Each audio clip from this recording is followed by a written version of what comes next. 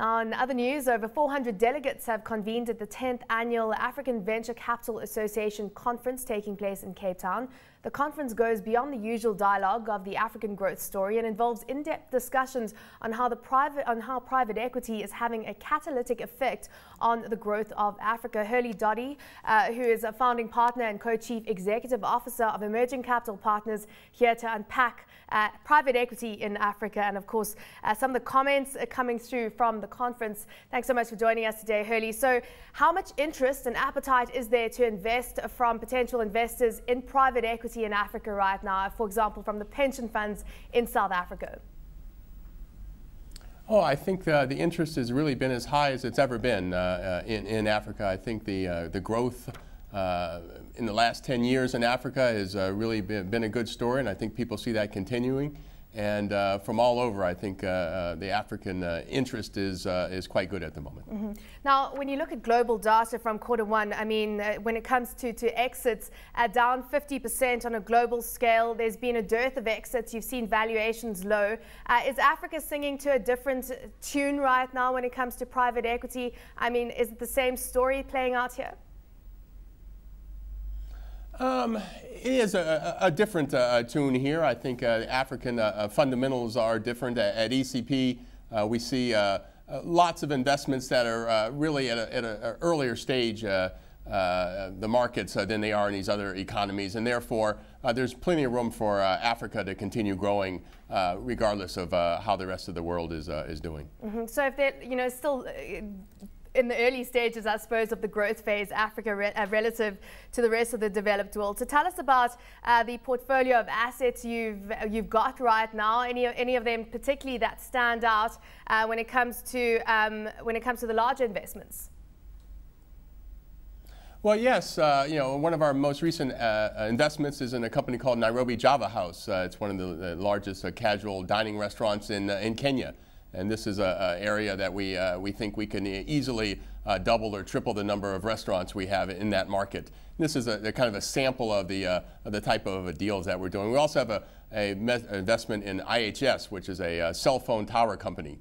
The cell phone boom has already been very big in the last years in Africa, but it's really continuing. We just recently were able to buy all of MTN's towers in Cote d'Ivoire and Cameroon, for instance. So a really good growth market there as well for us. From a private equity investment, when you're looking at the typical investment horizon in Africa, I mean, what would that be? What do you look at that essentially being relative to, I suppose, the 5-year period that you look at on a global scale? And what type of returns are private equity players being able to lock in right now? I mean, what are we looking at also going into the future? Well, the holding periods are similar in Africa with the rest of the emerging markets. We're typically looking 3 or 4 year holding periods as the period of time of real high growth in many of these businesses. In terms of the returns, we think the returns to be made in Africa are quite, I think the data shows that they're quite similar to you can make in China and these other high growth markets. So we are certainly looking for deals that can give us 3 times return on our investors' money. Mm-hmm. And we find quite a number of those deals really throughout the continent. So you've talked about a coffee house, you've talked about investing in telecom towers or telco towers. So tell us about your view right now on picking sectors and picking the winning horses. Do you look at it from that top-down approach, or do you look for those opportunities specifically as I've pointed out? Right.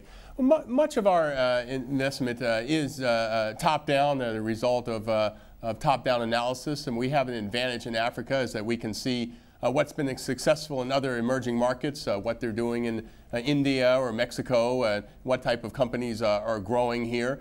And many of these African economies are just a bit below that in terms of their economic development. We really have the middle class starting to grow. And we can see very well what type of businesses. And then we can go and look throughout the continent and find the best in class and make an investment in it.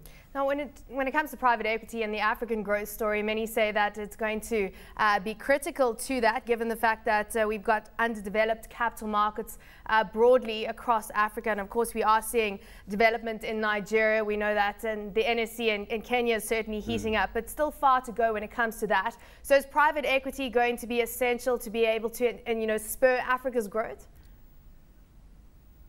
I think so. I mean, at ECP, we've raised over $2 billion over the last decade to invest across Africa. We've got, for instance, companies operating in over 44 countries in Africa. And many of these countries don't have the established stock markets, and therefore a lot of the investment that's going to come into these countries, initially at least, will be through private equity channels. So from that standpoint, I think it is a very important growth avenue for the continent.